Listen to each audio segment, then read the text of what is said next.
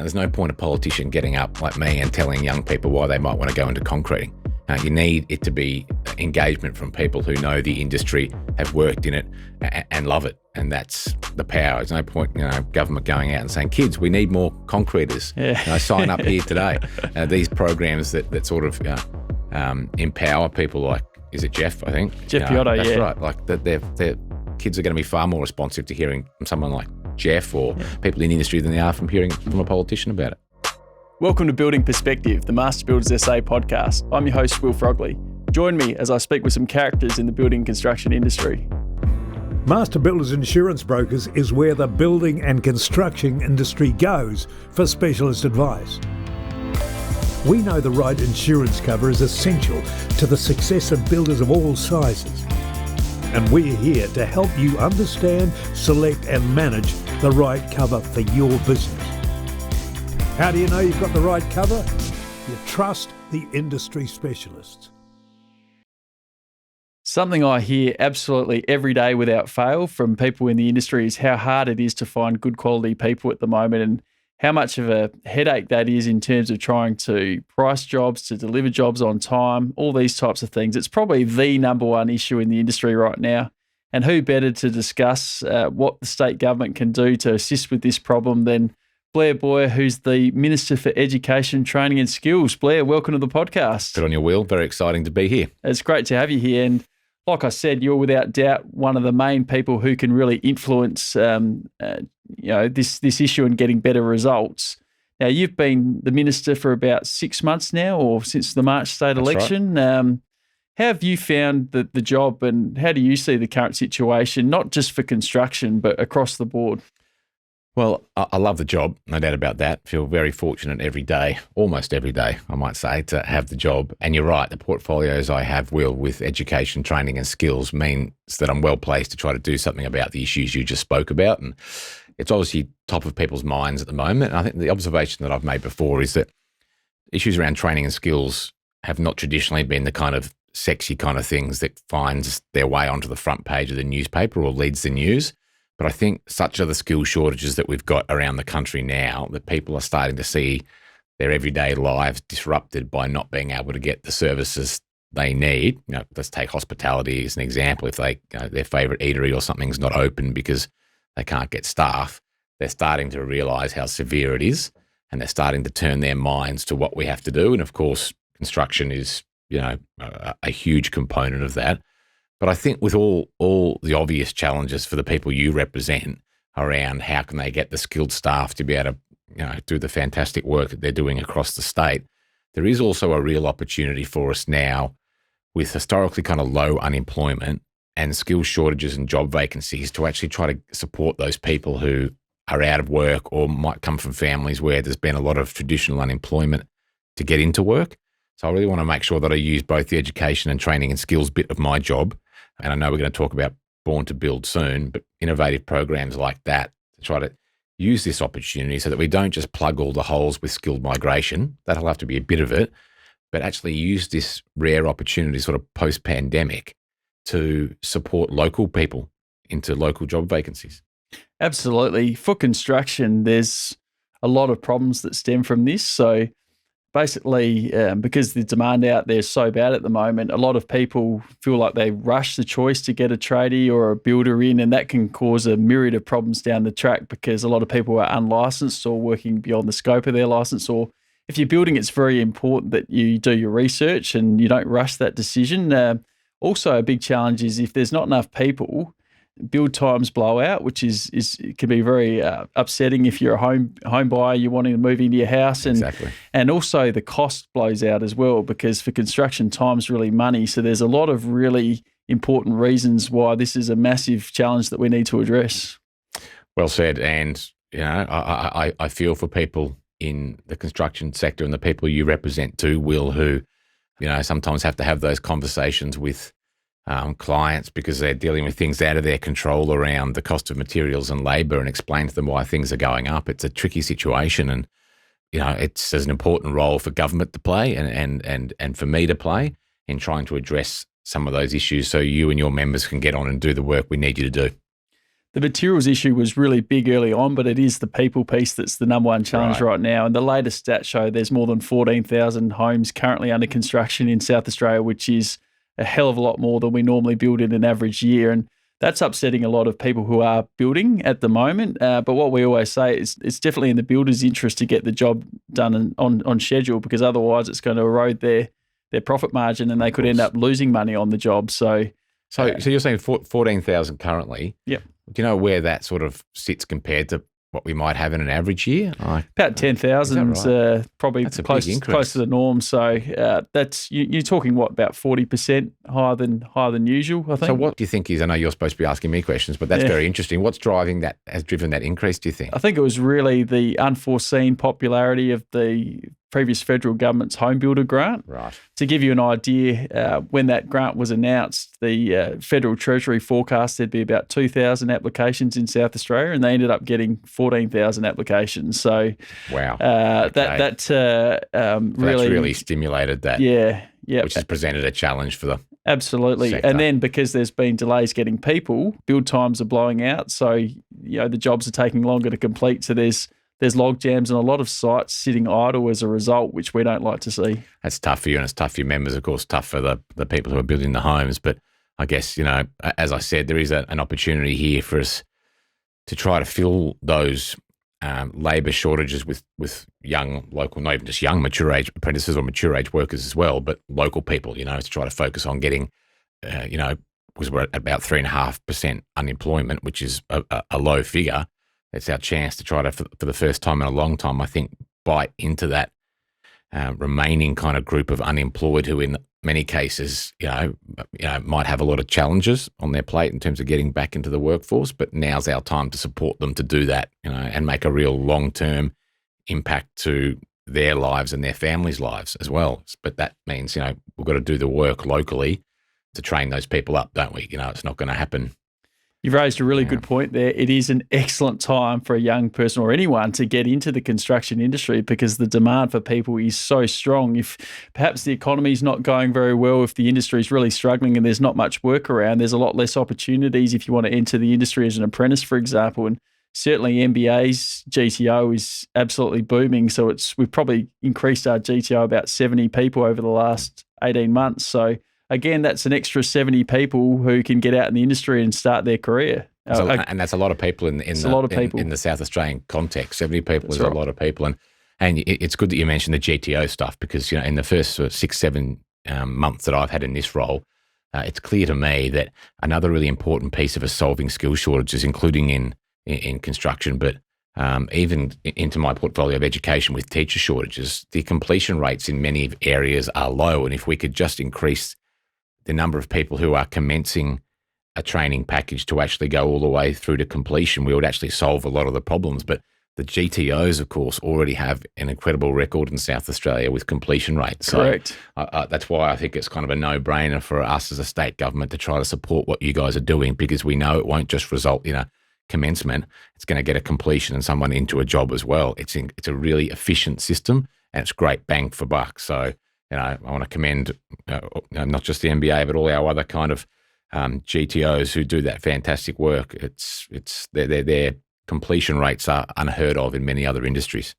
Great to see that you recognise that, because the completion rate for construction apprentices in general is pretty low, isn't it? But for GTOs, as you said, they're very high.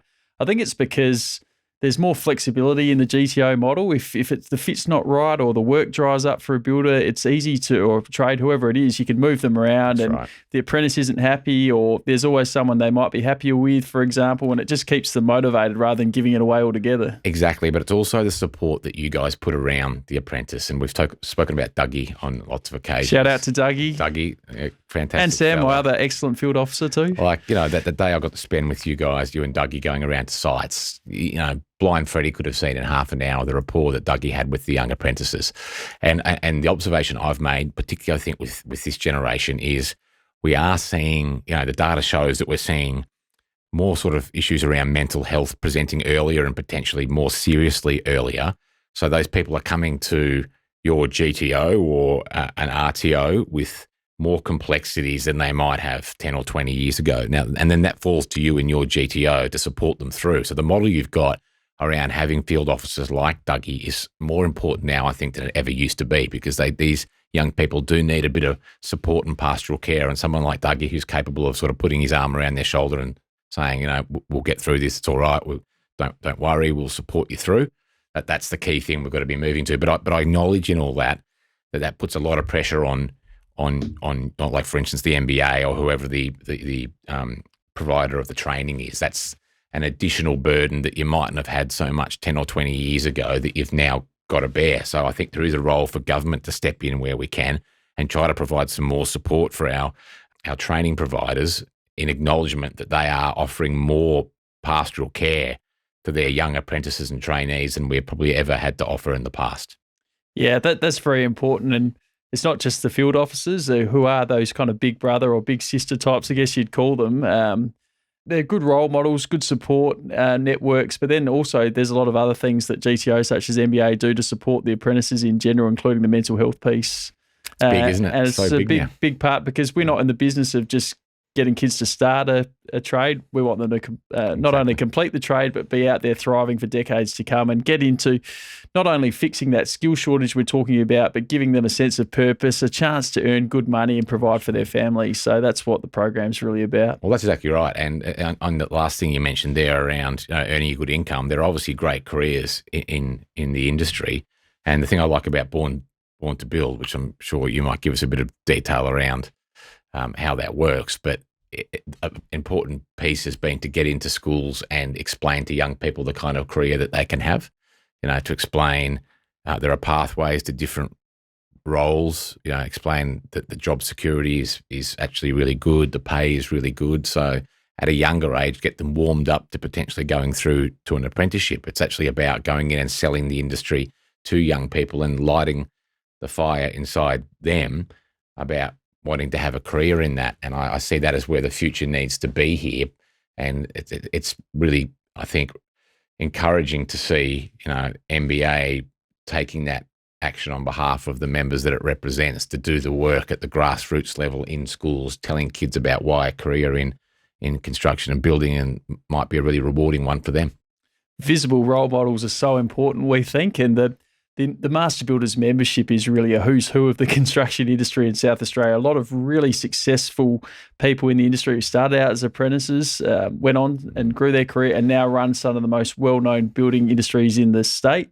They're the people we want young South Australians in particular to look up to and think, wow, if they started a trade, I really want to be like them. It's one thing to go in and talk to some kids and say, oh, Johnny, have you thought about doing a trade? You're not doing very well in school. Or it's another thing to see, Ken Hall or Scott Salisbury or something like that. Famous and be like, names. wow, names. look, I know that name. They build amazing houses. Yeah. This guy's got the awesome boat. He's got the flash car. Yep. Wow, I want to be like this person. Well, that's a lot more powerful, we think. It's so well put. And that's why your gala night is important too. And I've said it when I've spoken at a few sort of gala nights that have been run by organisations like MBA about it's really good to have a night aside of kind of fine food and wine and, people dressed up and formal speeches and awards.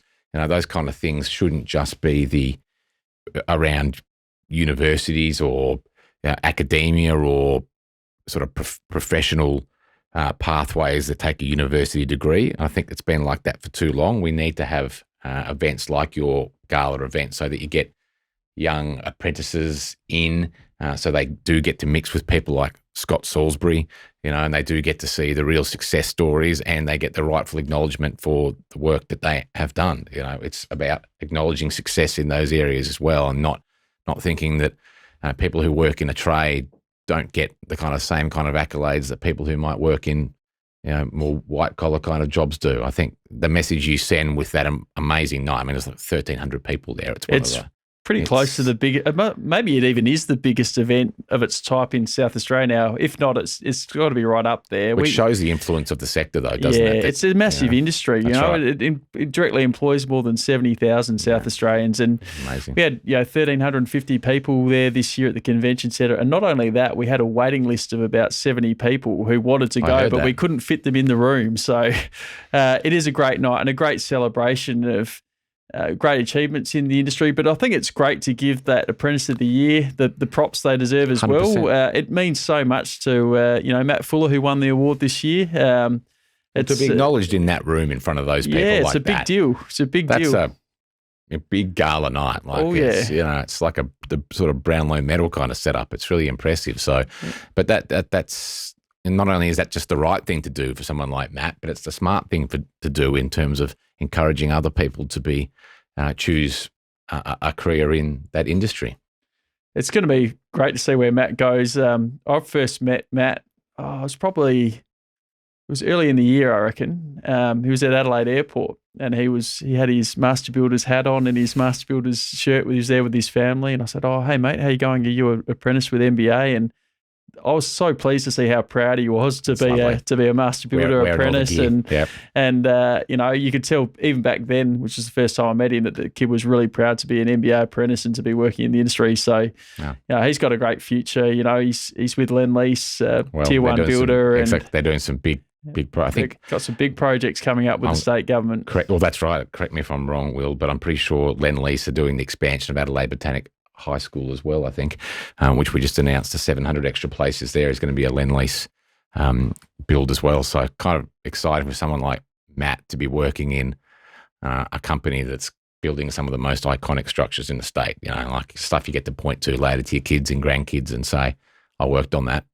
Amazing sense of satisfaction. And that's something who I'm not directly involved in any of the building work whatsoever, but I still, get a real thrill out of driving past at Adelaide Oval, New Royal Adelaide Hospital, a really nice new build and home build, and just think, our members are building that. It makes you proud to represent them. It does, and it's something that you can point to. And it was the thing that always really got me with the car industry, Will, was we produced great cars for a long time, iconic cars, and it was something that the people who worked in those factories at Elizabeth or Mile End or even the one at the old Le Cornu site on Anzac Highway, they could say, Dad or Grandpa or whatever, he built those cars. It was a piece of Australian history, and we've lost that, but it's still great that we have young people who get to move into areas like construction and be part of projects like the ones that you just mentioned, like the Royal Adelaide Hospital and, Adelaide Oval. These are famous landmarks of our state. And you can, when your kids and grandkids say, well, what did you do for work? I say, I was part of building that. There's an incredible sense of personal pride in that work, I think. I'm really pleased that a lot of our recent, even very recent completions from our apprenticeship program are putting their hands up wanting to be part of Born to Build already, which is great because they're in that age group, I guess, where they're probably still really relatable to kids in schools. You supporting Born to Build means a lot, not just to MBA, but to me personally. Born to Build's a dream of mine. It's something that I conceived in 2017. And I always knew that with the support of the industry and having those visible role models and getting field officers with the passion to influence the next generation, the return on investment was always going to be far greater than the amount the program was going to cost. So I would like to thank you personally, Blair, for supporting the program. It's a fantastic program, which I know is going to change a lot of lives for the better, as well as build up our skill capacity in the industry. So thank you very much. You don't have to thank me. You guys did all the work in convincing us, and in the end, it was an easy decision. Was it $1 million over 4 years? And we can already see the benefits of it. And I think what you've created there in Born to Build is probably going to be a model adopted by a lot of other organisations, representative bodies, GTOs like yours. They're going to look at that and say that's the future. And, from a government perspective, we get to partner with you in a program that you've already designed. It's the perfect fit. But yes, you don't need to thank me, but that's a credit to you for the engagement that you and the MBA have had and the work you did to tell us why it was important to do it. I will thank you though, because you supported the program from day dot. And now we've got Ryan Palmer, ex-electrician, who's already out there getting in front of people. And the second Born to Build fieldy is going to have a very heavy focus on increasing female participation in the industry, because the number of female tradies is abysmally low. And, we've got these massive skill shortages, but we're only tapping into 1 or 2% of the, only 1 to 2% of tradies are female, which is, if we could get that up to, keep the male participation slightly increased, but if we could increase the females to like 10% or something like that, that could, even 10% would make a really big difference. Well, it's great that you're focusing on that, and that also shows why born to build is important. But I reckon in terms of trying to explain to young women why a career in construction might be, a good fit for them, those conversations really do need to happen at school, I think, and that's what Born to Build is doing. It's about starting that conversation there instead of it being something that is first floated with that young woman potentially when they've already left high school. You need to be thinking about this and learning about it. So, that's the real benefit of Born to Build, I think, is not just growing the whole pie in terms of people working in the sector, but increasing the diversity of the sector as well. And that, like you said, that's the secret to actually the skills shortage. We're just currently tapping into a tiny percentage of women. So. Yeah. But those, again, it comes down to those visible role models and people knowing it's a possibility. So you can't be what you can't see. That's right. Turning now to another Malinauskas government policy, one that we were very pleased to see you announce, which was in our own platform as well, was the support for a concreting apprenticeship. Yes. Concreting is an area where there's already a very dire shortage. And it's very important, these really big projects, as well as people just probably think of homes, but those really big projects like the Memorial Drive upgrade that's going on at the moment requires enough concreters to make it happen. And it's when we came up with this policy, we were looking around the country and we saw in a couple of other states where concreting was made a formal apprenticeship, there was a definite uptick in the number of people who were taking up the trade. And we've got a very good working group of people who are ex-concreters who have the passion to help out with that program. So we're very keen to progress that with your government. No, Ben, and I got to say, I was shocked when you told me about the shortage in that area in terms of concreters. It's just not something that would occur to you. And I think that the South Australian public would be generally surprised by that and just assume there's heaps of people out there with the skills and our qualifications to do it, but there's not. So again, if it wasn't for the advocacy from you and MBA, it mightn't have been on our radar. And we've responded. We've put in, I think, about $8.8 million to deal specifically with trade skills shortages, of which concreting is one. There was also one around saw doctoring, which is a sort of old-fashioned term for making sure all the forestry gear which harvests the timber down in the southeast is up to scratch. And we no longer had any training for a saw technician offered in South Australia. Young people were being sent to Victoria to do it. So, we've put $8.8 million into a bucket to be able to work on things like the concreting pathway and qualification and things like saw doctoring and commercial cookery, I think is one in there as well, to specifically address some of those really important areas because, like you said, we've got the Memorial Drive upgrade happening at the moment. Those kind of things require a lot of concrete.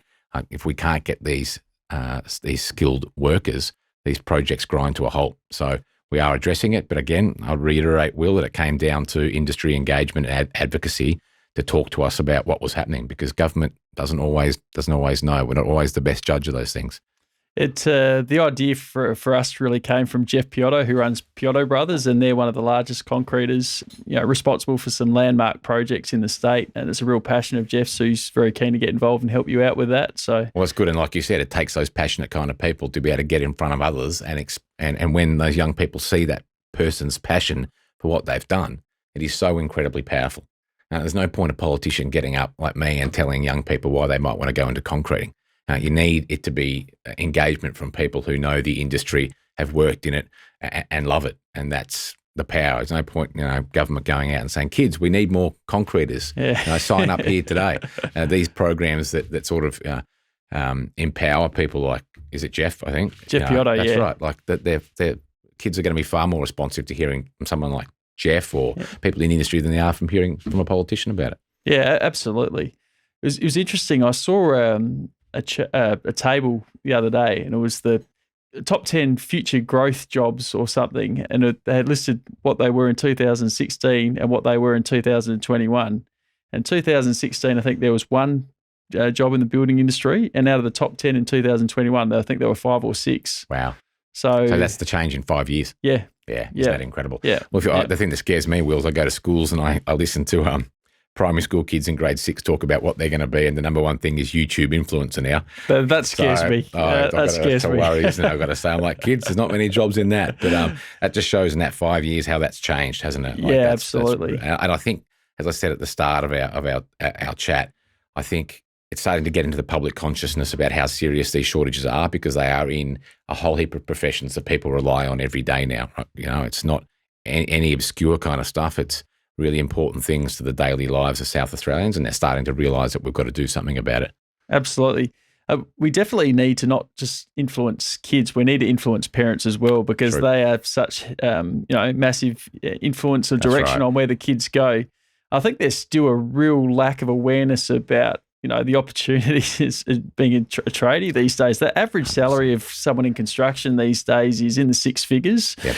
It's good, incredible, isn't it? It's good money. But how many people would realise that who don't work in the industry? That's right. So for people to look down on people who work as right is absolutely ridiculous. It is ridiculous. Absolutely ridiculous. It is. But Good you're right. money, There is a cringe, I rewarding reckon, still isn't there. There still is. Yeah, parents saying, "Oh, you don't want to do that," and university is the pathway. Well, hang on. Yeah. Like, are we seeing accountants and lawyers and stuff on these lists of shortages? It's like, and it's through not. demand and supply, that's why they're being paid so well. So, but how ridiculous that people are looking down on these jobs, when this job here's the one that's being looked down on could be earning 30 grand a year more. Exactly. And I tell you, I live out in the northeastern suburbs, which is the seat in which I represent. A lot of tradies out in the northeast there, mate. As I've often commented to my parliamentary colleagues out there, it's not so much European cars and stuff out there, but there are a lot of people who are earning good incomes who are tradies, who have, a brand new dual cab Hilux and a nice caravan and stuff like that. They are earning the same kind of money that people in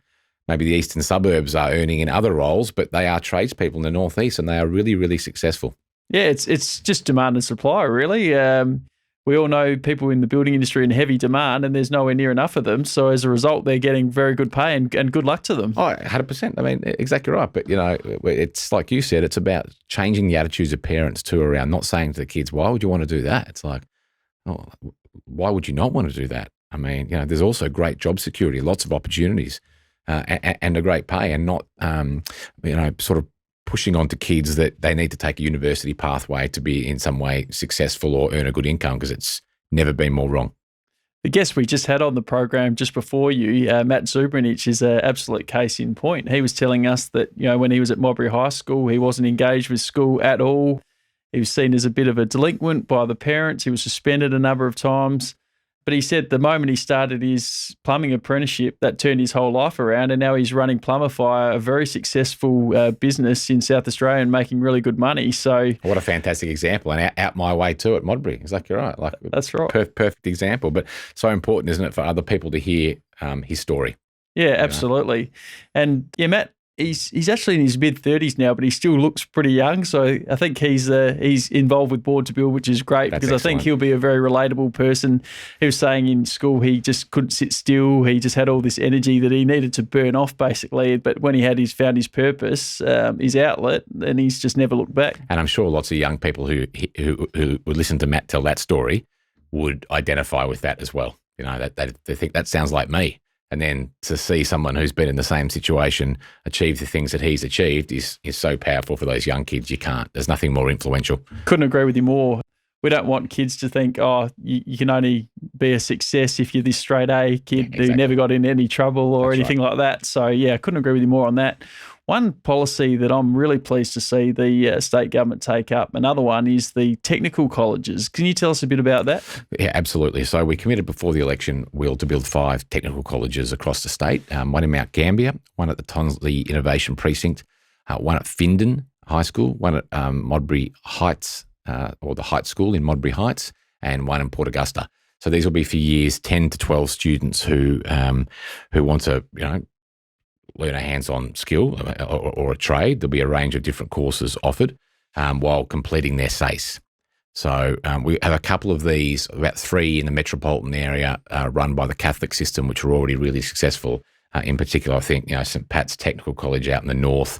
A lot of people from my area in the northeast choose to go there around year 10. Mount Carmel's another good one. It is indeed, exactly right. And Western Tech and Cardine. So I think we looked at that and thought there needs to be a public offering for that as well, an opportunity to allow kids to stay engaged at school and complete their SACE, but starting to learn the skills to go into the workforce, potentially earn a Certificate 2 or a Certificate 3, depending on what it is. And just last week we announced that not only will Findon be the first to open in 2024, and the rest will all be open by 2026, but we announced some of the courses that will be of focus. Well, one in particular, which is around early childhood at Findon, but there's no doubt going to be some of the others that I just named are going to specialise in areas that will help your members, in some of the more traditional trades as well. So will construction have a presence at Findon, or will that be at one of the other technical colleges? We're going to make some more announcements on Findon soon. I'll give you the hot tip. Be happy to come back and have a chat to you about that. It'll definitely be offered at some of the others and potentially Findon as well. What we're trying to do is get the mix right between the three metropolitan ones, and then make sure that the Port Augusta and Mount Gambier ones are well suited to the sort of geographically specific industries they've got, forestry and agriculture and fisheries, and then you've got Upper Spencer Gulf, you've got Near Star and GFG and stuff like that. So we're trying to make sure that they aren't all just a cookie cutter approach, all offering the same things, that we try to adapt them so we get a good spread and make sure that we help regional areas with their specific skills needs. But listen, I'm totally confident these are going to be really popular. And talking on earlier this week with the principal at Findon, she reiterated to Mally, the Premier, and I again about how many parents she's had contacting, asking when it's open and when they can enrol their kids. I think these spots are going to be snapped up.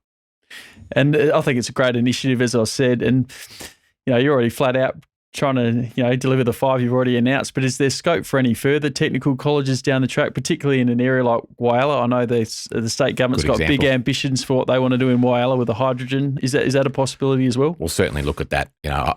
We'll get these ones done and see how they go. But, in the back of my mind, certainly I've been thinking that if these are the success I think they will be, and if we can find the capital money to do more, that's something we would look at, because, and the example you gave is bang on, Whyalla, places like that. I think there's real opportunity here, and I'm pretty confident that once Findon opens in 2024 and then the rest will open by 2026, we'll get a really good picture of what demand is, and hopefully that might give us the impetus to look at doing some more of these. I know New South Wales are already looking, I think, quite closely at what we're doing here, because I think there's starting to be a bit of a shift back to the tech schools or technical college model, proving to be really successful. Excellent. Turning to another subject now. So you've been in government now for since March? Seven months. 7 months. 7 months. Yep. And, a lot of the key kind of ministers in the government are still pretty young, really, like they're in their kind of early 40s. Yes. But it seems like you've all been around politics for pretty long, and you've got that experience beyond your years. How you think the government's tracking after 6 months? What have you been focusing on? What do you see as some of the main challenges for the state government in the next year or so? Yeah, you made a really good point there about the age of some of the cabinet ministers, and the thing that's always struck me particularly about this Labor cabinet, and probably it was certainly true in opposition as well, is the number of cabinet ministers now with young kids, both male or female cabinet ministers. And I think, although it makes our lives obviously, a bit complicated and chaotic, it does keep us relatively grounded and keeps us more in touch, I think, with the priorities and challenges of everyday South Australian families. And I'm not going to pretend that we have the same challenges they do. We are in very well-paid jobs and jobs we love. We're lucky, but having young kids, you know what it's like. Will, like there are challenges which are consistent no matter what your lifestyle or your means are, and I think that's a real upside. Peter's got 3 of his own, so I think that bodes well for us to keep our feet on the ground. In terms of challenges, obviously, health is a big one. It's a big one nationally. In education, we've got a lot to do as well. I very much want to see our schools in standardised tests like NAPLAN or PISA improve. I think we also have a really big bit of work to do there with the well-being, not just of our students, but of the workforce that teaches them. I think the pandemic's knocked them around a lot. I'm starting to see some heavily fatigued school staff and some, I met the other day with a preschool director who made the point to me that they've now got 4-year-olds who have spent 2.5 years of their 4 years on Earth in a pandemic. And she was noticing poorer socialisation skills because they haven't had time with other kids, haven't even had time with the cousins or the family events, and that effect on their development. Now, that's those kids in 1.5 years, 18 months are going to be in our primary schools and soon in our high schools. So I'm conscious, we've got to do things there as well. But, I think health is a very, very big piece of work that we are very closely focused on.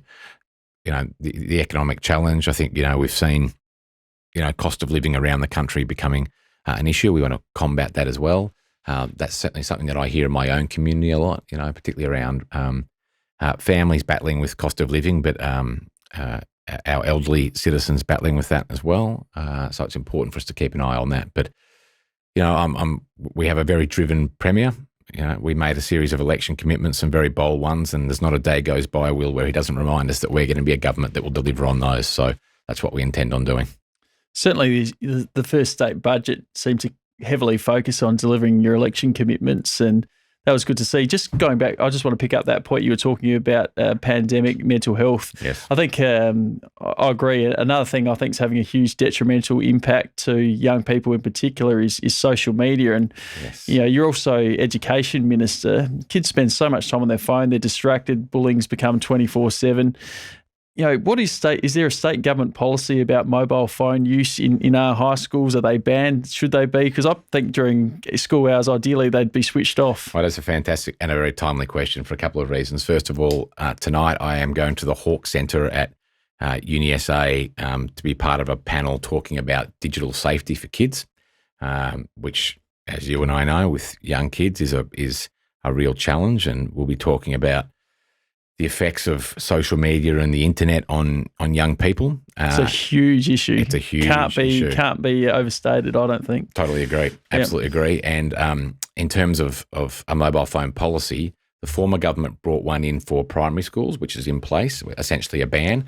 We committed from opposition in 2019 that if elected, we would bring one in for high schools. And we are elected now, and we're going to deliver that. That'll start being rolled out from semester one next year, and from memory, it will be in place across all our sites in the public system from semester 2 next year. And I think the way it is shaping up, it'll be no access to phones in class time, and most likely recess and lunch as well. And it's interesting. Initially, there were people pushing back on that, saying, "Well, that's not the solution. We need to teach kids how to use these things safely," and we will still do that. But in places that already brought bans in, there was a bit of data starting to flow back about the improvements, and it's really strong around better socialisation, bullying. I'm not at all surprised to hear that, Blair. It's no doubt in my mind that's a big issue. And as a parent myself, I totally support you cracking down on that. I reckon all parents would, Will, isn't it? It's a nightmare, isn't it? The one thing I did think might be an issue is you hear about young people, if they can't find their phone or can't have access to it, right now, a lot of them actually have a meltdown or panic attack. They do. Exactly right. Have you got a plan about how these schools are going to deal with that? That you're actually right though, and one of the challenges here will be about how we collect phones from kids at the start and end of the day, because we have to be conscious that we're potentially putting teachers and staff into a position where they've got to separate a kid from a device, which is going to then be a point of contention, and we don't want that. But I was reading something today just in preparation for tonight's forum, and it said that the average person checks their phone 221 times a day. Isn't that just insane? Isn't that insane? Wow. So I'm more confident now than even when we made the commitment in 2019 that we're doing the right thing, and that there'll probably be a few bumps in the road on delivering it. There'll be some people who aren't happy, but I think we'll see the positive effects of it in years to come about making this tough decision. I definitely agree. And if you're having a panic attack because you can't find your phone or can't access it, that's probably telling you that you've got a problem. Exactly right. My staff will all be laughing at this at the moment, though, because I'm as bad as anyone on checking my phone. You'd be raising that average, Yeah. 221 is just the AM. They're rookie numbers, aren't they, Blair? Exactly, they are. Exactly right. Yeah, so we've covered a lot of really good territory today. I guess what I'd be interested to know, what are your goals in politics? What do you really want to, when you look back one day, what would you like to see as your legacies, your key legacies in the skills portfolio in particular? Yep, skills portfolio would be that we have utilised this rare moment in time to offer more South Australian people job opportunities to meet our skills crisis, but also to capitalise on the opportunity that this point in time offers us to actually solve that crisis with local people instead of trying to fix the problem with interstate or overseas migration. I think, they say with every challenge comes an opportunity, and the challenge was the pandemic. The opportunity is that the solution lies in training up a local workforce. I hope that we can look back, on my time in these roles as having done something to achieve that. In education, well-being has been my mantra, refocusing things onto understanding that, do we want better academic performance? Of course we do. Do we want to see NAPLAN results go up? Certainly I do. What is the secret to that? Well, if your mental health and well-being is going down, it's just illogical to think that those academic achievements are going to go up. And we've got to talk about both at the same time. When we're talking about the academic stuff, we talk about well-being. And if we can look after both those things, and if that can become our narrative and way of thinking, then I'll be happy with that. Yeah, when you're in a good place mentally, you're far more likely to fulfill your potential. I couldn't agree with you more. Exactly right. So Blair, thanks for coming in today. Absolutely. Really appreciated the chat, and I think your passion for your portfolio is obvious, and Master Builders certainly intends on continuing to work very closely with yourself and the government. So thanks again. Oh, thanks. Lovely to be able to do an interview in this kind of format and have a long chat. Really appreciate it, and for all your advocacy too, Will. Appreciate it. Thanks, Blair. Thanks for joining me on Building Perspective. For more information on Master Builders or our guests, please visit our website at mbasa.com.au.